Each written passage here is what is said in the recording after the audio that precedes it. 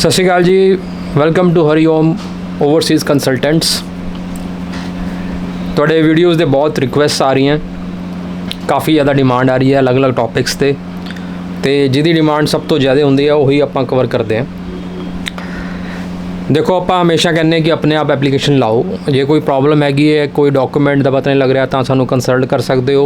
आप zoom meeting भी करते हैं, 500 रुपीज़ लैने आपां फॉर 30 मिनट्स। कोई डिस्कशन करना है डॉक्यूमेंट का, कुछ भी थोड़ा सो एंड सो रिक्वायरमेंट हैगी है वो तुसीं साडे तो पुछ सकते हो।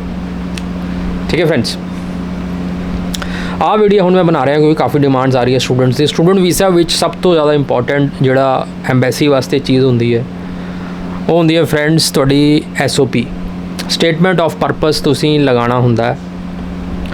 तो statement of purpose should be very strong. हुण इस विच मैं तुहानूं दसांगा की तुसीं कवर करना स्टेटमेंट ऑफ परपस विच जब तुसीं ला रहे हो कोई भी कोर्स है। बाकी आ सर्विस भी जे तुसीं साडे तो लेना चाहते हो, सारा एप्लीकेशन तुसीं खुद बना रहे हो तो स्टेटमेंट ऑफ परपस तुसीं साडे तो बनवाना चाहते हो तो वो भी आपां case according to your course जो भी थोड़ी रिक्वायरमेंट है उस तो हिसाब नाल तुहानूं स्पैसीफिक हर एक दी इंडिविजुअल बना के दिंदे हैं। ठीक है, इस वीडियो में तुहानूं हाईलाइट्स बता रहे हैं की होना चाहिए। जे तुसीं अपने आप बनाना चाहते हो तो भी यह वीडियो तुहानूं हैल्पफुल रहेगा कि बई तुसीं की पाना उस विच, की रिक्वायर्ड हुंदा, की कंपलसरी है, की चीज़ तुसीं मस्ट लिखनी है, किस सीक्वेंस में लिखनी है, वो सारा तुहानूं दस्सिया जाएगा। बाकी साड़ी सर्विस अवेलेबल है तो जोड़े सीरीयस लोग हैं जिन्होंने एक्चुअली कुछ मतलब सर्विस लैनी है साढ़े तो या कुछ कंसल्ट करना है वही फिर ईमेल थ्रू स्टार्ट करन। फिर ईमेल तो पता लग जाता भी बंदा सीरीयस है या नहीं, या जस्ट एवं पूछ रहे हैं। जोड़े एवं पूछने वाले होंगे आप ईमेल रिप्लाई कर देंगे। जे सीरीयस होंगे फिर आप फरदर केस फॉलोअप करीदा तो उन्होंने मीटिंग करनी हो, जूम मीटिंग करनी हो, जो भी करना हो दस देने। स्टार्ट करते हैं SOP वास्ते। तो SOP जोड़ा हैगा ऑलमोस्ट किसी भी कंट्री तुसीं बाहर जाना है ऑलमोस्ट जो फॉर्मेट ऑलमोस्ट सेम होंदा, मतलब जिहड़ी तुसीं चीज़ां उस दसनियां ऑलमोस्ट हर एक SOP विच सेम है। सिर्फ ये फर्क होंदा है भी एम्बैसी डिफरेंट है, तुहाडी यूनिवर्सिटी दे जिहड़े फीचर्स है वो तुसीं सर्च करने। अगर कनेडा जा रहे हो किसी यूनिवर्सिटी बारे तुहानूं पता होना चाहिए, बहुत मस्ट है। जिथे भी तुसीं पढ़ना है तुहाडे कोर्स बारे तुहानूं स्टडी होना चाहिए, तुहाडा बैकग्राउंड मैच होना चाहिए उस कोर्स नाल जिहड़ा तुसीं करन वाले हो। जो भी आप कोर्स करने वाले हैं उससे आपका बैकग्राउंड मैच करना चाहिए। अगर वो मैच नहीं कर रहा, आप कुछ और ही करने लग गए तो वीज़ा नहीं मिलेगा, क्योंकि एम्बेसी ऑफिसर भी देखता है भी बंदे का क्या इंटरेस्ट है, क्या बैकग्राउंड है and now what he wants. ठीक है, तो ये डिटेल वीडियो बनाने वाला हूँ, स्टेप बाय स्टेप चलेंगे कि SOP स्टार्ट कैसे करना है, फिर उसमें आगे आगे कैसे स्टेप बाय स्टेप चलना है। तो आपको अगर बनवानी है हमारे से तो आप बनवा सकते हैं, ईमेल नीचे दिया हुआ डिस्क्रिप्शन में। ठीक है फ्रेंड्स, तो स्टार्ट करते हैं आज का। तो फ्रेंड्स, सबसे पहले आपको अपना नाम, फैमिली, बैकग्राउंड और ये सब कुछ बताना है। इसमें क्या आप बताएंगे कि I am this and this, father का नाम, मदर का नाम, हम यहाँ रहते हैं।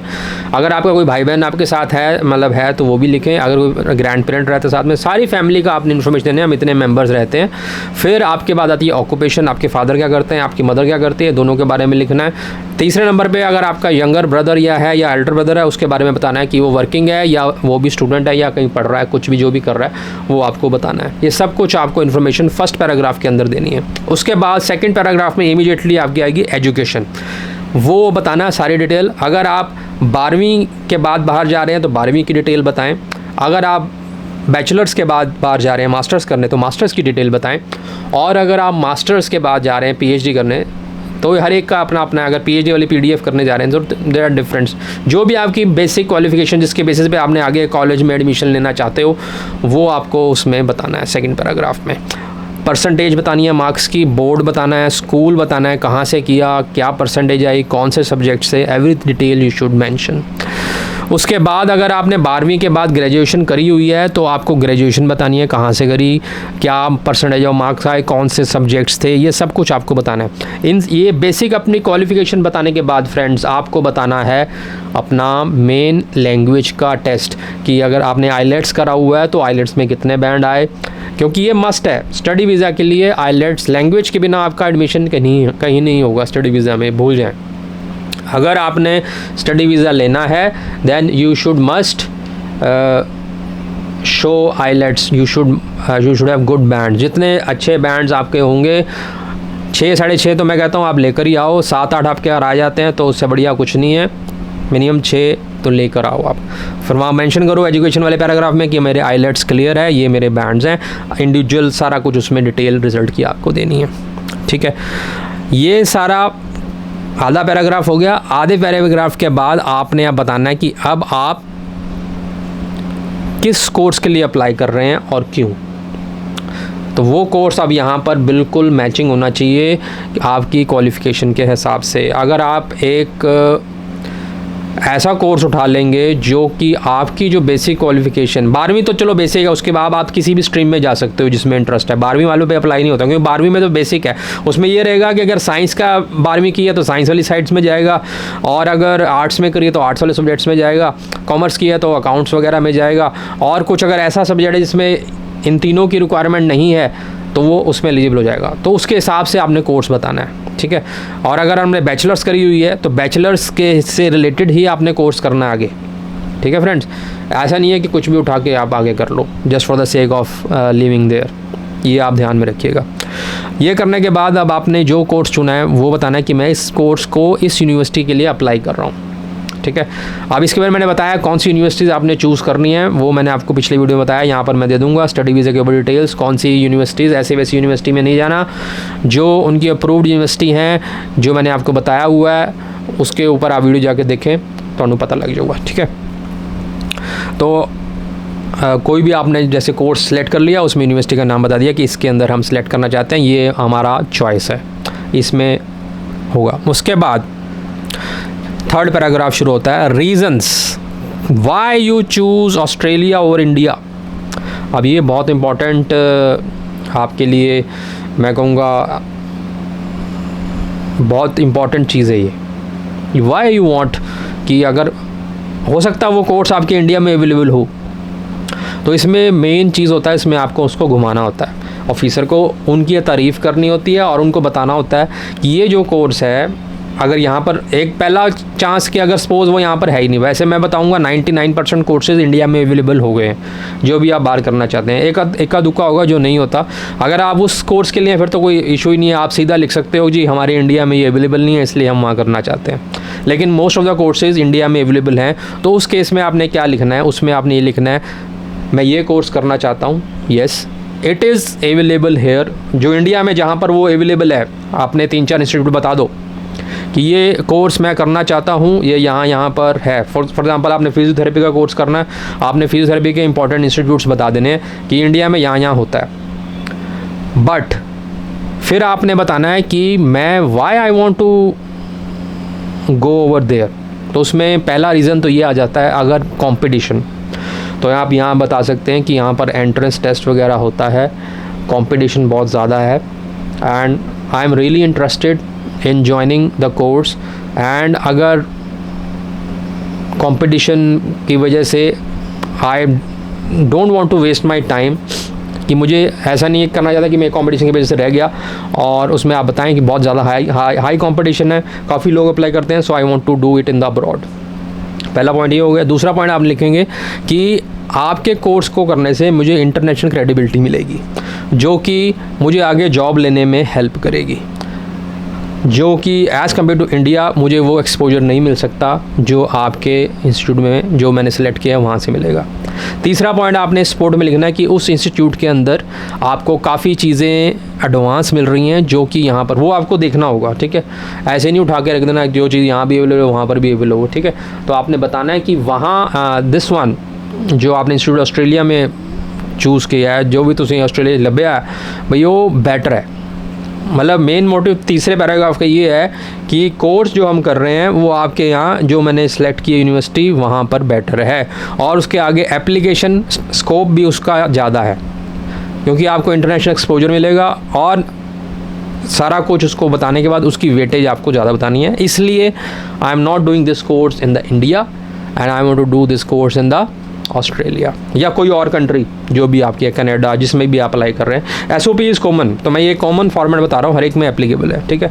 जिस भी कंट्री में आप जा रहे हैं, जिस भी यूनिवर्सिटी में अगर आप जा रहे हैं, तो उसमें आपको बताना होगा कि ये चीज़ उसमें है, इसलिए हम इंडिया में वो हमें को नहीं मिलती है, इसलिए we are going for abroad studies, ठीक है।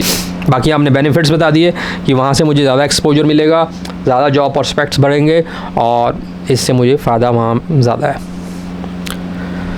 उसके बाद आपको 4th पैराग्राफ में इंटर कंट्री कंपैरिजन, मतलब आप why you want to come to that specific country. अब ये थोड़ा ट्रिकी क्वेश्चन हो जाता है भाई, वो कहते हैं भाई तुसी होर भी कंट्रीज अवेलेबल है, चलो इंडिया थोड़ा वधिया नहीं हो रहा या कंपटीशन ज़्यादा है, देयर मैनी फैक्टर तुसी दसे, then why you want to come to your choice of country. मतलब तुसी जे ऑस्ट्रेलिया जा रहे तो पूछेंगे तुसी ऑस्ट्रेलिया क्यों आ रहे हो, कनाडा चले जाओ, USA चले जाओ पढ़ने वास्ते, सेम कोर्स उधर भी अवेलेबल है, उत्थे तुहानूं इंटरनेशनल स्टैंडर्ड्स मिलणगे। Why you want to join, तो इस विच 2-3 ट्रिक्स तुसी लगानी है। पहला trick, if the course is cheaper, तुसी कंपैरिजन कर लेना बई जे आपां वो अमेरिका जाके करिए, वो मेरे हिसाब नाल, मेरे बैकग्राउंड के हिसाब नाल महंगा कोर्स है, दैट इज़ कॉस्टलियर। तो कॉस्ट पहले लेकर आओ। अगर कॉस्ट का डेफिनेटली फैक्टर आएगा, हर जगह पे सेम कोर्स सेम कॉस्ट का नहीं होता, तो आपको क्या दिखाना है कि जहाँ से आपने सेलेक्ट किया है वो आपके बजट के हिसाब से बेस्ट है, ये आपको शो करना है। अगर कोर्स के बजट में ज़्यादा फ़र्क नहीं है तो दूसरा फैक्टर आप ये लगा सकते हो कि मेरे जो फेलो सीनियर्स हैं, जो फेलो सीनियर्स हमारे इंडियंस वगैरह वहाँ पर काफ़ी इस कोर्स को लेकर गए हैं और उन्होंने काफ़ी पॉजिटिव फीडबैक हमें दिया, और वहाँ पर रहना comparatively according to the culture and according to the food and all that stuff, ये चीज़ें अपनी पर्सनल टेस्ट वगैरह बताने हैं कि उस हिसाब से हमारा जो है वहाँ पर ज़्यादा बेटर है जो अपने इंस्टीट्यूट। एंड मतलब समरी ये है कि इस पैराग्राफ में आपने ये शो करना है कि जो कोर्स और जो कंट्री आपने चूज़ करी है वो आपके लिए बेस्ट है, क्योंकि दूसरी कंट्रीज़ में सेम कोर्स महंगा है, नंबर 1। नंबर 2, आपकी वहाँ हो नहीं रहा, मतलब आप वहाँ ढंग से सेटल नहीं हो पा रहे हो या हो सकते, ये आपने वहाँ पर लिख देना है कि वहाँ पर कल्चर का प्रॉब्लम है, मेरे सीनियर्स वहाँ नहीं रहे हैं, मेरे सीनियर्स इसी कंट्री में रहे हैं तो फीडबैक वहाँ का है, वहाँ थोड़ा नॉलेज थोड़ा ज़्यादा वहाँ का है। तो ये चीज़ें आपने कंपैरिजन करना है और आप जो आपने कंट्री और इंस्टीट्यूट सेलेक्ट किया हुआ है उसको ऊपर रखना है, ठीक है। सो ये पैराग्राफ हो गया, why not any other country, why only this one, ठीक है। इसके बाद आता है आपको उस कोर्स का स्कोप बताना है, scope of the course which you will study in your selected country. Suppose अगर आपने ऑस्ट्रेलिया चुना है तो ऑस्ट्रेलिया में फिज़ियोथेरेपी का कोर्स आपने चुना एग्जांपल के लिए, फिर आपको बताना है कि ये कोर्स पढ़ने के बाद आपको क्या फ़ायदा होगा, आप कहाँ पर जॉब कर पाएंगे, क्या क्या आप सीखेंगे, how you will advance yourself, ये आपके करियर में कैसे आपको बेटर बनाएगा। ਤੁਸੀਂ ਦੱਸਣਾ ਸਾਫ਼-ਸਾਫ਼ ਕਿ ਆਹ ਕੋਰਸ ਕਰਨ ਤੋਂ ਬਾਅਦ ਮੈਂ ਕਿੱਦਾਂ ਪੈਸੇ ਕਮਾਵਾਂਗਾ, ਕਿੱਦਾਂ ਮੇਰਾ ਕਰੀਅਰ ਇੰਪਰੂਵ ਹੋਏਗਾ, ਕੀ ਮੈਨੂੰ फ़ायदा ਹੋਏਗਾ। ਇਹ ਸਾਰਾ ਪੈਰਾਗ੍ਰਾਫ ਇਸ ਜਿਹੜਾ ਪ੍ਰੋਸੀਡਿੰਗ ਪੈਰਾਗ੍ਰਾਫ ਹੈ ਉਸ ਵਿੱਚ ਤੁਸੀਂ ਆ ਲਿਖਣਾ। ਜਿਹੜੀ पोस्ट है बई मैं एज ए फिजियोथेरेपिस्ट कंसल्टेंट काम कर सकता in the hospital I can work, in private institute I can work. तो ये सारी चीज़ें जो भी ਉਹਦੀ पॉसिबल जॉब अपॉर्चुनिटीज़ उस कोर्स ਨੂੰ ਕਰਨ ਤੋਂ ਬਾਅਦ ਓਪਨ ਹੁੰਦੀਆਂ ਉਹ ਸਾਰੀ ਤੁਸੀਂ ਇਸ ਪੈਰਾਗ੍ਰਾਫ ਵਿੱਚ ਲਿਖ ਦੇਣੀ ਹੈ ਤਾਂ ਕਿ ਐਮਬੈਸੀ ਆਫਿਸਰ ਨੂੰ ਪਤਾ ਲੱਗ ਜਾਏ ਵੀ ਕੋਰਸ ਬੜਾ ਇੰਪੋਰਟੈਂਟ ਹੈ ਤੇ ਉਸ ਤੋਂ ਬਾਅਦ ਆ ਬੰਦਾ ਕਾफ़ी ਇੰਪੋਰਟੈਂਟ ये या फिर स्किलफुल हो जाएगा फॉर द जॉब प्रॉस्पेक्ट्स, ठीक है जी। आ सारिया चीज़ां दसन तो बाद तुसी फिर कंटेंट्स बताने कोर्स दे बई आ चीज़ां आपां पढ़ांगे उत्थे। पहले दसता कि स्कोप है, ये जॉब हमें मिल सकती है, उसके बाद आपने बताना है ये चीज़ें हम वहाँ करेंगे। लास्ट में आपने जो SOP में जो पर्टिकुलर इंस्टीट्यूट ऑस्ट्रेलिया या कनाडा जहाँ का भी आपने चुना है उसके बारे में लिखना है कि वाई दिस इंस्टीट्यूट ओनली। तो उस इंस्टीट्यूट के आपने जस्टिफिकेशन या तो आप देख सकते हो कि हमारे सीनियर्स ने भी यहाँ से किया हुआ है तो वहाँ का नॉलेज बेस और सारा कुछ हमें काफ़ी आइडिया पहले से है, नंबर 2, आप बता सकते हैं कि इस इंस्टीट्यूट्स के जो निकले हुए हैं कुछ पास आउट्स काफ़ी अच्छे वेल सेटल्ड हैं, जो हमें जिनसे हम इंस्पायर हुए हैं, तो वो उसमें आपने बताना है। और उसके अलावा आप उस इंस्टीट्यूट के बारे में गूगल में करेंगे सर्च, तो उसमें हर एक इंस्टीट्यूट के बारे में अपनी उन्होंने बताई होती हैं यूएसपीज़ की, हम ये करवाते हैं, हमारे ये स्टूडेंट्स यहाँ लगे हुए हैं, प्लेसमेंट्स अच्छी हैं, मतलब इंस्टीट्यूट की तारीफ़ करनी है कि ये बहुत बढ़िया इंस्टीट्यूट हमने चुना हुआ है और इसके हिसाब से हम सब कुछ कर रहे हैं, तो ब्ला ब्ला ब्ला सारा कुछ आपने उस पर लिख देना है, ठीक है, जिससे उनको कन्विंस हो जाए कि ये इंस्टीट्यूट सच में इनके लिए हेल्पफुल है। उसके बाद लास्ट में आपने बताना है फ्यूचर प्लान आपका क्या है। तो कंप्लीशन के बाद आपने क्या बताना है कि मेरे को काफ़ी अच्छी नॉलेज अपने फील्ड में हो जाएगी, मैं लेटेस्ट अपडेट हो जाऊंगा, अपनी फील्ड में स्किलफुल हो जाऊंगा, इंटरनेशनल स्टैंडर्ड्स की मुझे नॉलेज और स्किल लेवल मेरा बढ़ जाएगा। उसके बाद मैं किसी भी अच्छे जगह पर कॉर्पोरेट, अगर आप फिज़ियोथेरेपी अच्छे हॉस्पिटल में एम्प्लॉयबल आप हो जाएंगे कि मैं वहाँ जाकर अपनी जॉब कर सकता हूँ। और मेरे प्लान्स क्या हैं, आपने अपने प्लान बताने हैं कि मैं, आपने अगर अपना खोलना है जाके, जैसे फिज़ियोथेरेपी अपना भी खोल सकते हैं क्लिनिक वगैरह, अगर आप ये जॉब ओरिएंटेड कोर्स है तो आप बताएंगे कि इस कंपनी में I will apply and I will try to get job over that on in those companies. और ये सब करने के बाद मेरा लेवल ऑफ लिविंग इंक्रीज़ हो जाएगा, क्योंकि काफ़ी अच्छी पेइंग जॉब मुझे मिलेगी ये सारे कोर्स करने के बाद। ये जब आप सब लिख देंगे तो डेफिनेटली वो कन्विंस हो जाएंगे आपके स्ट्रॉन्ग एसओपी में। ये सारे पार्ट्स आपको कवर करने हैं। लास्ट में आपने डिक्लेरेशन करनी है कि जो वहाँ के रूल्स होते हैं, कि अगर किसी इंस्टीट्यूट का रूल है कि 85% आपको अटेंडेंस लगानी है, तो आपको बताना है कि I will have 85% attendance, I will work on the fortnight 40 hours जो अलाउड है, मतलब जो वीज़ाज़ की कंडीशन होती हैं जनरल, वो सारी उसमें आपने चेप देनी है। भाई हम हमेशा उसको फॉलो करेंगे रूल्स एंड उसको, ठीक है। फाइनल वर्ड्स में आपने लिखना है कि I am very ambitious person, और ये कोर्स परस्यू करना मेरा ड्रीम प्रोजेक्ट है, मेरा वन ऑफ द एम है, so that I can excel in life. और ये कोर्स अगर मैं ऑस्ट्रेलिया से कर लूँगा या कनाडा से कर लूँगा या अमेरिका से कर लूँगा, डेफिनेटली जो मेरे गोल्स हैं वो अचीव हो पाएंगे इस कोर्स के कंप्लीशन के बाद। ये फाइनल वर्ड्स में आपने लाइनें लिखनी है।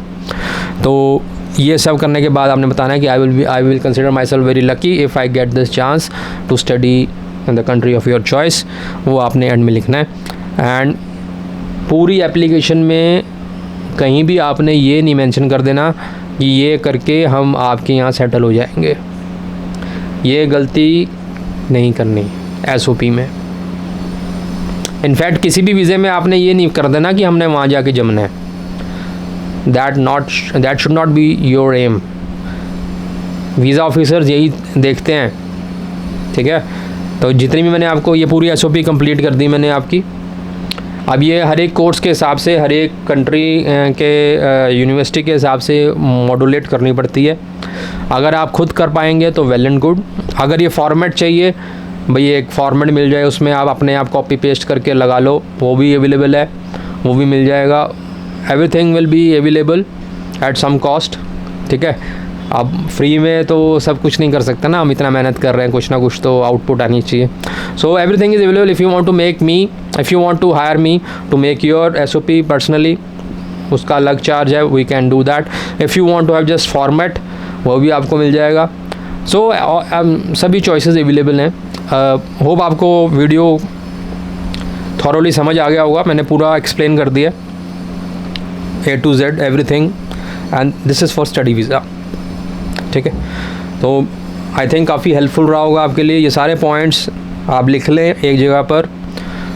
तो आप अगर आप खुद बना रहे हैं, मैं तो इनकरेज यही करता हूँ कि आप खुद बनाएं। तो ये पॉइंट्स एक बार जो मैंने सीक्वेंस में बताए हैं एक बार मैच कर लें, जो मैं कह रहा हूँ वो आपने मेंशन किया है या नहीं किया। अगर कुछ छूट गया है तो उसको वापस से डाल लें, ठीक है फ्रेंड्स। तो काफ़ी थॉरो वीडियो हम इसमें वीडियोस देखिए फ्रेंड्स, इसमें जब हम चलते हैं कोई टॉपिक उठाते हैं तो थॉरो होना पड़ता है, तभी आपको फ़ायदा होता है, यूज़फुल वीडियो तभी बनता है। मैंने एक एक चीज़ कवर कर दी है SOP में, तो इस तरह के काफ़ी वीडियोज़ अभी पड़े हैं, आएंगे 1-1 करके। टूरिस्ट वीज़ा में लेटर ऑफ इन्विटेशन का क्या फॉर्मेट है, ऐसे क्वेश्चन मेरे पास आ रहे हैं, वो कह रहे हैं इस पर वीडियो बनाओ, 1-1 करके सब बनेगा। और बाकी अगर आप हमसे बनवाना चाहते हैं ये छोटी छोटी चीज़ें और खुद अप्लाई करना है, that is also good approach, कि आपको ये पर्टिकुलर डॉक्यूमेंट में प्रॉब्लम आ रही है, वो आप हमारे से मदद ले लें, will do that. So hope आपको पसंद आ रहे होंगे वीडियो, लाइक शेयर सब्सक्राइब जरूर करें और कमेंट जरूर लिखा करें फ्रेंड्स। कमेंट्स लिखने से क्या होता है कि रीच बढ़ती है यार, देन आई वांट कि ये रीच हर एक इंडियन तक पहुँचे, ताकि वो किसी ठग के पास ना जाके ना फंस जाए। ठीक है, थैंक यू, जय माता दी।